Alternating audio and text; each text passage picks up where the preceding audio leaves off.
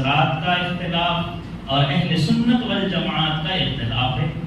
شیعہ سمجھتے ہیں کہ اہل بیت صرف 5 لوگ ہیں، حضور صلی اللہ علیہ وسلم، حضرت علی، حضرت فاطمہ رضی اللہ عنہما اور ان کے 2 بچے حضرت حسن اور حسین رضی اللہ عنہما۔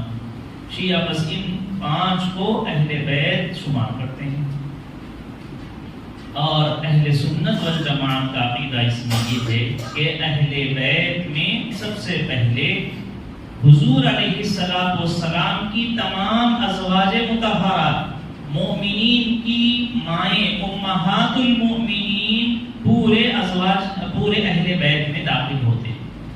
آپ صلی اللہ علیہ وسلم، گھر بنتا ہی اہلیہ سے ہے، خاندان شروع ہوتا ہی بیوی سے ہے، نکاح سے ہے۔